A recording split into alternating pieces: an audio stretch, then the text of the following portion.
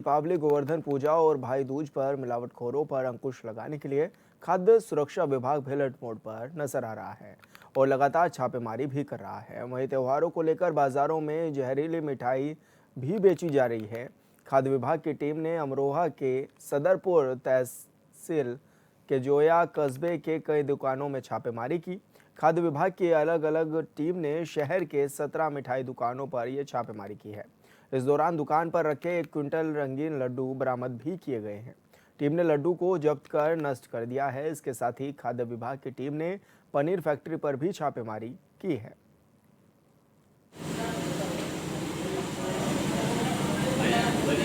खाद्य सुरक्षा विभाग की टीम के द्वारा जनपद अमरोहा में मिठाई की दुकानें, पनीर, खोया निर्माण इकाइयों पर जगह जगह छापेमारी की जा रही है और हमारी टीम के द्वारा जो है विभिन्न स्थानों पर छापेमारी कर अभी तक 17 नमूने संग्रहित करके प्रयोगशाला भेज दे रहे हैं।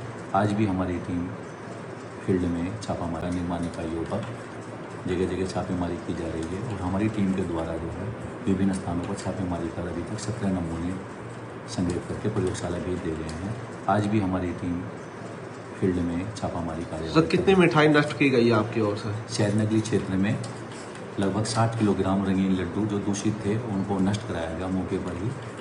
और इसके अलावा जो है जितना भी पनीर का है, खोया का है, निर्माण की जगह है वहाँ पे लगातार निगरानी रखी जा रही है और ये भी देखा जा रहा है कि मतलब किस तरीके से उसमें किसी प्रकार के रख रखाव में कोई कमी ना रह जाए, जिससे कि तो मिलावटखोरों पर शिकंजा कसने के लिए खाद्य विभाग की टीम लगातार चेकिंग अभियान भी चला रही है और ऐसे में यह भी देखा गया है कि कई जगहों पर यह छापेमारी भी की गई, जहां पर दुकान से 1 क्विंटल रंगीन लड्डू भी बरामद किए गए हैं। ऐसे में कुछ सैंपल आगे भी भेज दिए गए हैं जांच के लिए और साथ ही टीम लगातार एक्टिव नज़र आ रही है। टीम ने दुकानदारों को भी निर्देश दे दिए हैं कि अगर किसी भी तरह की मिलावटखोरी होगी तो बर्दाश्त नहीं किया जाएगा। तो आपको बता दें कि बाज़ारों में धड़ल्ले से नकली सामान बिक रहे हैं और ऐसे में इस पर लगाम लगाने के लिए अब खाद्य सुरक्षा विभाग की टीमें अलर्ट हो गई हैं। ऐसे में कई जगहों पर मिलावटखोरी की सूचना भी प्राप्त हो रही थी, जिसके बाद लगातार अब मिलावटखोरों पर शिकंजा कसने के लिए टीम ने छापेमारी की कार्रवाई भी की है। ऐसे में खोया और पनीर के कई सैंपल भी लिए गए हैं ताकि ये जांच की जा सके कि नकली तो नहीं है। और ऐसे में ये लगातार सूचना मिल रही थी कि नकली सामान जो है वो बाज़ार में उपलब्ध है और ऐसे में इसको खाने से भी लोगों की तबीयत बिगड़ सकती है, जिसके बाद त्योहारों का भी सीज़न है और ऐसे में अब छापेमारी की जा रही है खाद्य सुरक्षा विभाग की ओर से। और खाद्य सुरक्षा विभाग की कार्रवाई से अब शहर भर में भी हड़कंप मचा हुआ है।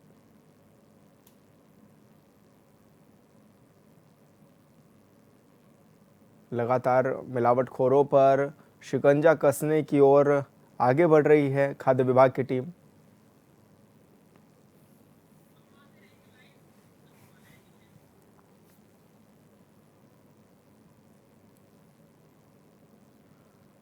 तो लगातार खाद्य विभाग की कार्रवाई भी ऐसे में जारी है। सुमित अग्रवाल हमारे साथ जुड़ गए हैं लाइव। सुमित, क्या कुछ जानकारी मिल रही है, किस तरह की कार्रवाई जो है वो की जा रही है खाद्य सुरक्षा विभाग की ओर से?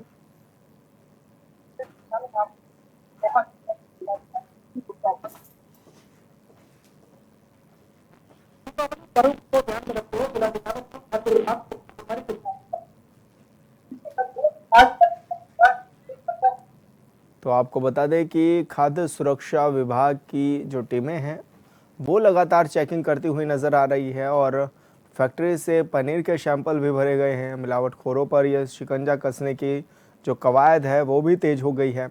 त्योहारों का सीज़न भी है और ऐसे में बाज़ारों में बड़ी संख्या में लोग सामान खरीदने के लिए जाते हैं। खासकर मिठाई की दुकान पर मिठाई खरीदने के लिए बड़ी संख्या में लोग जाते हैं और इन मिठाइयों को खाकर कहीं बीमार ना हो जाएं, इसको लेकर भी खाद्य सुरक्षा विभाग की जो टीमें हैं वो एक्टिव नज़र आ रही हैं। और सुमित अग्रवाल से ज़्यादा जानकारी ले लेते हैं। सुमित, क्या कुछ जानकारी मिल रही है, किस तरह की कार्रवाई अभी गतिमान है? है, इसको लेकर जिलाधिकारी के निर्देश पर खाद्य सुरक्षा विभाग द्वारा छापेमारी अभियान चलाया जा रहा है। आज खाद्य सुरक्षा विभाग की टीम से सीएम के निर्देश पर 17 स्थानों पर छापेमारी की, जिसमें खोया, पनीर समेत दिए गए हैं। तो खाद्य सुरक्षा विभाग की टीम ने बताया कि यहाँ एक लड्डू के जो है लड्डू के सैंपल के दौरान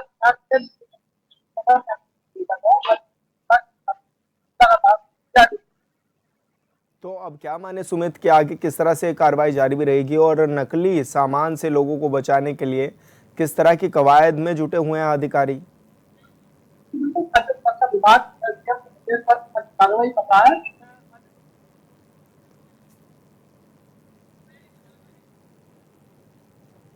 तो आपको बता दें कि खाद्य सुरक्षा विभाग की जो टीमें हैं वो लगातार एक्टिव नजर आ रही हैं और दुकान से 1 क्विंटल रंगीन लड्डू भी इस दौरान बरामद किए गए हैं। टीम ने लड्डू को जब्त करके नष्ट भी कर दिया है और पनीर फैक्ट्री पर भी छापेमारी इस दौरान की गई है, जहां से सैंपल पनीर के भरे गए हैं और ताकि आगे जांच की जा सके और ये पता लगाया जा सके कि कहीं मार्केट में नकली पनीर तो नहीं बेचा जा रहा है।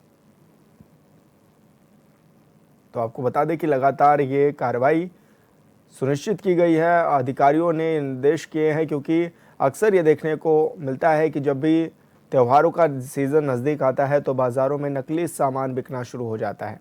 ऐसे में इस का सेवन करके लोग बीमार भी पड़ जाते हैं और इस बार ऐसा ना हो, इसलिए खाद्य सुरक्षा विभाग की जो टीमें हैं वो भी लगातार कार्रवाई करती हुई नज़र आ रही हैं।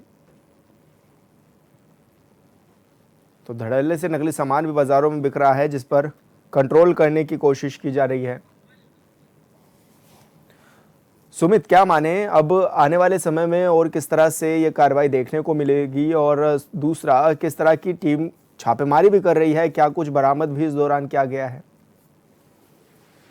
खाद्य सुरक्षा विभाग की टीम ने डीएम के निर्देश पर 17 स्थानों पर छापेमारी की है। 17 स्थानों पर छापेमारी के दौरान टीम ने खोया, पनीर और लड्डू के नमूने लिए हैं और जांच को भेजे हैं। टीम का कहना है कि जांच रिपोर्ट के बाद आवश्यक कार्रवाई की जाएगी। वहीं डीएम ने सख्त निर्देश दिए हैं कि कहीं भी जनपद में मिलावटखोरी बर्दाश्त नहीं की जाएगी। जनपद में मिलावटखोरी पर डीएम निधि गुप्ता भट्ट बेहद सख्त नजर आ रही है। लेकिन ऐसे में जो दुकानदार हैं उनमें किस तरह की हलचल भी देखी जा रही है, क्योंकि नकली सामान अक्सर देखा जाता है बाजारों के अंदर आ जाता है जब भी त्योहारों का समय होता है। तो जी बिल्कुल, त्योहारों को लेकर एक तरफ खाद्य सुरक्षा विभाग की टीम डीएम के निर्देश पर अलर्ट हो गई है, तो वहीं जो नकली सामान और मिलावटखोर हैं वो भी त्योहारी सीजन में अलर्ट हो जाते हैं, वो भी अपनी मिलावटखोरी का सिलसिला शुरू कर देते हैं। जबकि जिलाधिकारी बेहद सख्त नजर आ रही हैं। जिलाधिकारी का साफ निर्देश है कि जनपद में कहीं भी मिलावटखोरी बर्दाश्त नहीं की जाएगी। कहीं भी मिलावटखोरी की शिकायत मिलने पर आवश्यक कार्रवाई की जाएगी। अच्छा सुमित, जिस तरह से सैंपल भरे जाते हैं इनकी रिपोर्ट लगभग कितने दिन में आ जाती है? क्योंकि अक्सर ये भी देखा जाता है कि सैंपल तो भर लिए जाते हैं लेकिन जब तक उनकी रिपोर्ट आती है तब तक त्योहार ही निकल जाते हैं। तो क्या ये सैंपल जल्दी पहुंचे, इसको लेकर भी ये कार्रवाई की जाएगी? बिल्कुल, हमारे इस संबंध में जब खाद्य सुरक्षा विभाग के अधिकारियों से वार्ता हुई तो उनका साफ कहना है कि आसपास कोई प्रयोगशाला ना होने के कारण ये सैंपल यहाँ से दूर भेजे जाते हैं। वहाँ की रिपोर्ट आने के बाद ही इसमें कार्रवाई की जाती है। तो अभी किस तरह के माहौल भी नज़र आ रहा है, क्योंकि त्यौहार का सीज़न है और मिलावटखोरी अक्सर त्योहारों में बढ़ती है, तो क्या माने अब आने वाले समय में भी किस तरह की छापेमारी ये जारी रहेंगी? जी बिल्कुल, जैसे जांच रिपोर्ट देरी से आती है, इस संबंध में हमने जो जनपद के खाद्य सुरक्षा अधिकारी हैं उनसे वार्ता की। उन्होंने जनपद के सभी निवासियों को जागरूक करते हुए अपील की है कि जो जनपद के निवासी हैं वो मिठाई खरीदते समय उनको देखें, परखें और अच्छे से खरीदें। कोई भी नमकीन या बिस्कुट आदि खरीदते हैं त्योहारी सीजन में तो उसकी एक्सपायरी डेट देखें, उसके बाद ही उसे खरीदें। लेकिन जागरूक करने के लिए किस तरह के अभियान चलाए जा रहे हैं? ठीक है, ये तो कहा जा रहा है, लेकिन ऐसे में कैसे जागरूक किया जा रहा है स्थानीय लोगों को भी? जी बिल्कुल, स्वास्थ्य विभाग की टीम और डीएम इसको लेकर बेहद सख्त हैं। डीएम लगातार इसमें जागरूकता अभियान चलाने के निर्देश खाद्य सुरक्षा विभाग के अधिकारियों को दिए हैं। इसमें खाद्य सुरक्षा विभाग की टीम लगातार जो है गाँवों में भ्रमण कर ग्रामीणों को जागरूक कर रही है। बिल्कुल सुमित, सही कहा आपने कि लगातार अब अभियान भी देखा जा रहा है, लेकिन ऐसे में अधिकारी क्या कुछ निर्देश दे रहे हैं अपनी टीमों को कि किस तरह से कार्रवाई करें कोई भी, क्योंकि ये भी देखा जाता है कि लापरवाही अक्सर बरती जाती है इस तरह की चीज़ों में।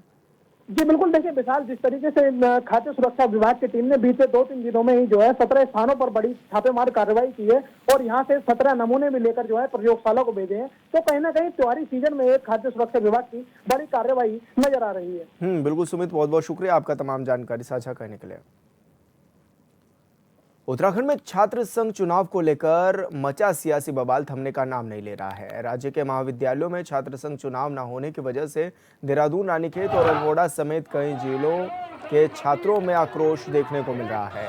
इसी के चलते देहरादून में भी एनएसयूआई के छात्रों ने सचिवालय कूच किया, लेकिन रास्ते में ही उन्हें पुलिसकर्मियों ने रोक लिया, जिसके बाद छात्रों और पुलिसकर्मियों के बीच झड़प भी हो गई है। वहीं रानीखेत में भी छात्रों का आमरण अनशन जारी है। छात्र छात्राओं ने गांधी चौक पर एकत्रित होकर उच्च शिक्षा मंत्री का पुतला भी दहन किया है और साथ ही विश्वविद्यालय प्रशासन के खिलाफ भी जमकर नारेबाजी की। अल्मोड़ा में तो छात्र ने प्रशासन को ही हैरान करके रख दिया है। आक्रोशित छात्रों ने स्थानीय चौहान पाटा में जमकर हंगामा करते हुए खुद पर पेट्रोल डालकर आत्मदाह करने की भी कोशिश की है। छात्रों ने मांग की है कि जल्द से जल्द छात्र संघ चुनाव कराए जाएं, नहीं तो सभी छात्र मिलकर प्रदर्शन करने को मजबूर होंगे। और 3 तस्वीरें आपकी टीवी स्क्रीन पर, जहां पर देहरादून में प्रदर्शन हुआ, रानीखेत में प्रदर्शन हुआ और अल्मोड़ा में भी आप देख सकते हैं कि किस तरह से ये धक्का मुक्की की जो वीडियो है वो भी आ रही है सामने। और ये भी दिखाया जा रहा है कि किस तरह एक छात्र ने अपने ऊपर पेट्रोल डालकर खुद को भी आग लगाने की कोशिश की है। लगातार जो प्रदर्शन है वो भी करते हुए नजर आ रहे हैं छात्र, और सभी का ये आरोप है कि सरकार इलेक्शन नहीं कराना चाहती है। अल्मोड़ा, देहरादून और अलग अलग जिलों से ये तस्वीरें सामने आ रही हैं, जहां पर सरकार के खिलाफ प्रदर्शन भी जारी है। और अल्मोड़ा में तो छात्र ने आत्मदाह करने की भी कोशिश की है, जहां पर अल्मोड़ा में एक छात्र ने अपने ऊपर पेट्रोल डालकर आत्मदाह करने की कोशिश की। रानीखेत में भी पुलिस से झड़प हुई। राजधानी देहरादून में भी पुलिस से झड़प देखी गई।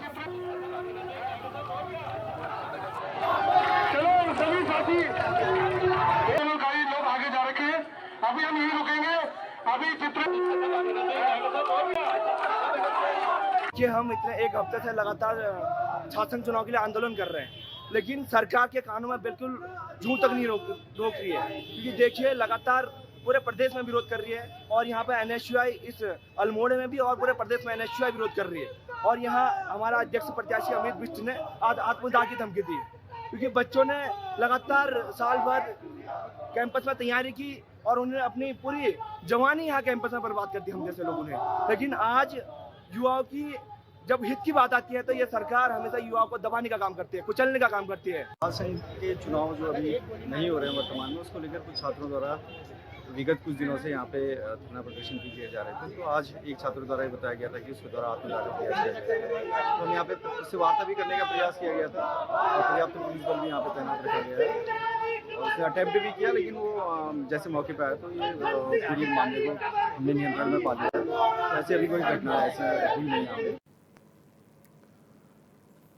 छात्रों का प्रदर्शन लगातार देखा जा रहा है। राजधानी देहरादून समेत अन्य जो जिले हैं उसमें भी ये प्रोटेस्ट देखा गया है। ज़्यादा जानकारी हमारे संवाददाता से ले लेते हैं। हिमांशु हमारे साथ बने हुए हैं। हिमांशु, किस तरह की तस्वीरें ये सामने आ रही हैं और किस तरह की मांग भी की जा रही है? अब छात्र जो हैं वो क्या कुछ मांग करते हुए नजर आ रहे हैं राज्य सरकार से?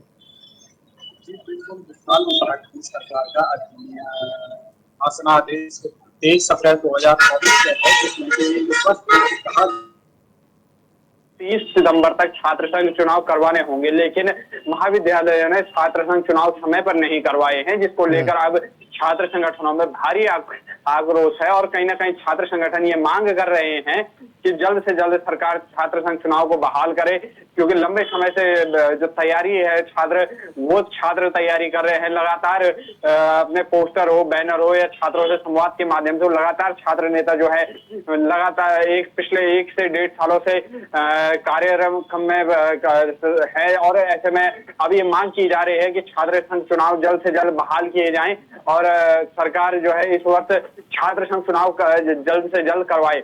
लेकिन हिमांशु, इस दौरान सरकार का क्या कुछ सामने भी आ रहा है वक्तव्य? वो क्या कुछ कह रहे हैं कि क्या इलेक्शन हो सकते हैं, नहीं हो सकते, और क्या कुछ वो बात कहते हुए भी नजर आ रहे हैं? शासन की ओर से कोई आदेश या कोई बात आई हो? जी बिल्कुल विशाल सरकार का स्पष्ट रूप से कहना है कि छात्र संघ चुनाव करवाना अब सरकार के हाथ में नहीं है, क्योंकि महाविद्यालयों ने सरकार के शासनादेश का पालन नहीं किया है और क्योंकि अब समय अवधि बीत गई है, तो ऐसे में शिक्षण कार्य बाधित होगा, तो कहीं ना कहीं महाविद्यालयों में इस साल छात्र संघ चुनाव नहीं होंगे, इसका संकेत राज्य सरकार ने दिया है। तो अब क्या माने कि क्या कुछ कहते हुए भी नजर आ रहे हैं छात्र, अगर उनकी बातें नहीं मानी जाती है तो? जी बिल्कुल, आज जिस प्रकार से उग्र आंदोलन प्रदेश के तमाम हिस्सों में हुआ, अल्मोड़ा है, नैनीताल है, रामनगर है, इसी के साथ ही देहरादून में जिस प्रकार से सचिवालय कूच हुआ, तमाम स्थानों पर जिस प्रकार से सचिवालय कूच किए गए, तो तमाम छात्रों की यही मांग है कि जल्द से जल्द छात्र संघ चुनाव बहाल किए जाए। मुख्यमंत्री पुष्कर सिंह धामी हो या शिक्षा मंत्री धन सिंह रावत हो, तमाम नेताओं के विरुद्ध आज भाजपा सरकार के खिलाफ छात्रों ने मोर्चा खोला और यही मांग अब की जा रही है कि जल्द से जल्द छात्र संघ चुनाव बहाल किए जाए।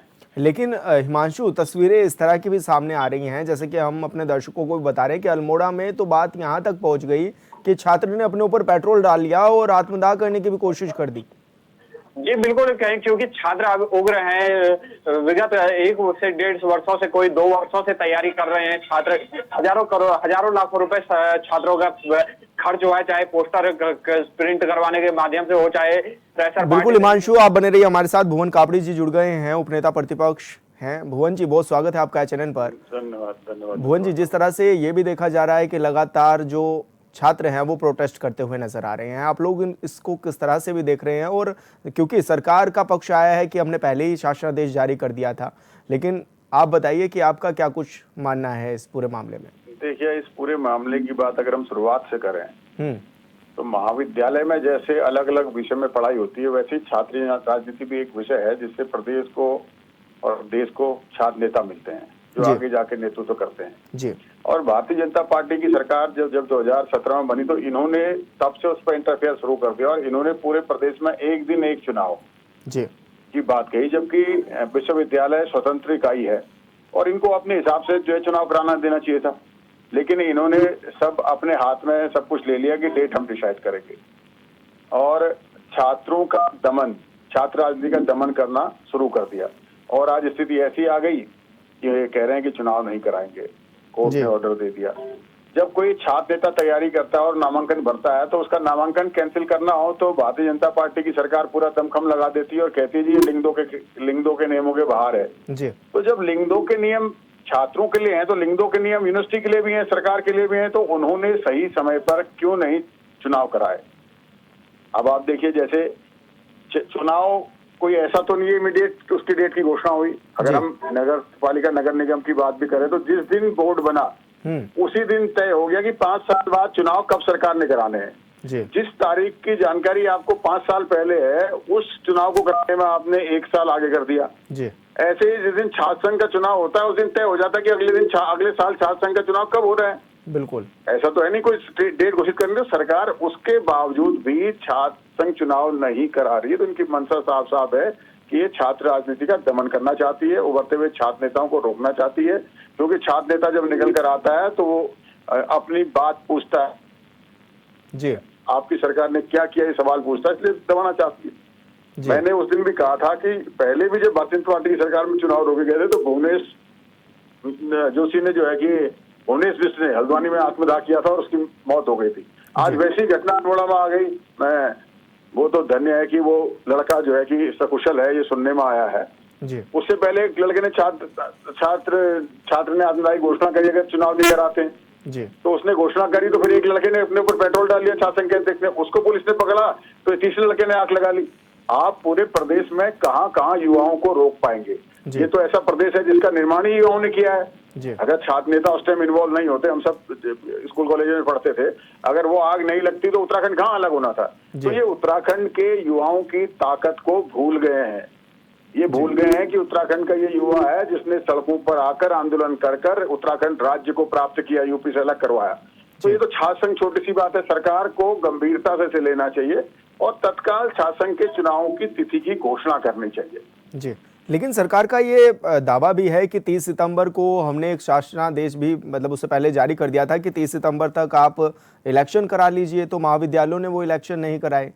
कि आप 30 सितंबर तक इलेक्शन करा लीजिए तो फिर सरकार उसके बाद ये तय करने वाली कौन सी होती है कि तिथि हम तय करेंगे, आप एक तिथि पर सारे लोग एक दिन में चुनाव कराएंगे पूरे प्रदेशों में।